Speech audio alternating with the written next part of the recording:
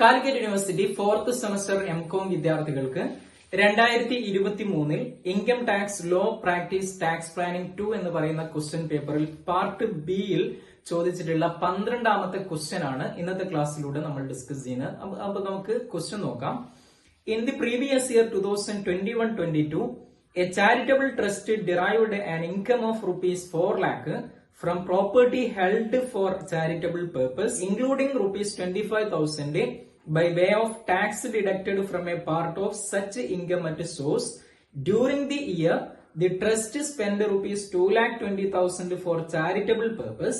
Compute taxable income. ഇതാണ് ക്വസ്റ്റ്യനിൽ ചോദിച്ചിട്ടുള്ളത്. ഇതിനെ എങ്ങനെ വർക്ക്ഔട്ട് ചെയ്യാമെന്നുള്ളത് നമുക്ക് നോക്കാം. Question number 12 assessment of trust എന്ന് പറയുന്ന പാർട്ടുമായിട്ട് ബന്ധപ്പെട്ടതാണ്. ഇവിടെ നമുക്ക് തന്നിട്ടുള്ളത് ട്രസ്റ്റിന്റെ ഇൻകം ആണ് തന്നത്. അതായത് ഇൻകം ഫ്രം ദി ട്രസ്റ്റ് തന്നിട്ടുള്ളത് എത്രയാണ്?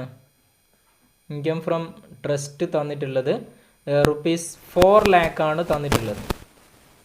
4 lakh ആണ് ഇൻകം ഫ്രം ദി തന്നിട്ടുള്ളത്.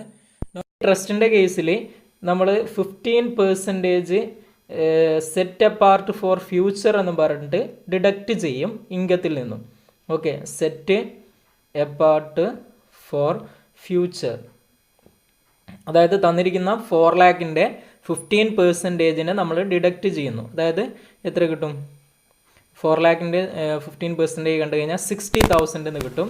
കണ്ടു കഴിഞ്ഞാൽ നമുക്ക് കിട്ടുന്നതാണ് 3,40,000 നമുക്ക് കിട്ടും. ഓക്കെ, ഇനി ഈ 3,40,000 നിന്നും നമ്മൾ ഇവിടെ നമ്മുടെ ക്വസ്റ്റ്യനിൽ എമൗണ്ട് ഫോർ ചാരിറ്റബിൾ പേർപ്പസ്, അതായത് എത്രയാണ് തന്നിട്ടുള്ളത്? During the year trust spend for, okay, spend for rupees 20,000 for charitable purpose. ആ സ്പെൻഡ് ചെയ്തതിനെ മൈനസ് ചെയ്യുന്നു. Spend for charitable purpose. ഈ ചാരിറ്റബിൾ പേർപ്പസിന് സ്പെൻഡ് ചെയ്ത 2,20,000 മൈനസ് ചെയ്യുന്നു. അതേപോലെ തന്നെ ടാക്സ് ഡിഡക്റ്റ് ചെയ്തിട്ടുണ്ട്. എത്രയാണ്? 25,000 ടാക്സ് ഡിഡക്റ്റ് ചെയ്തിട്ടുണ്ട്. ടാക്സ് ഡിഡക്റ്റഡ് 25,000 ഇതിനെ നമ്മൾ മൈനസ് ചെയ്യുന്നു.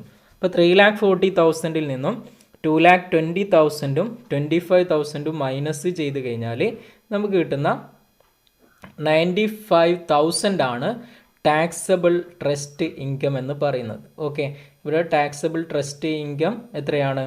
95,000 എന്ന് നമുക്ക് കിട്ടും.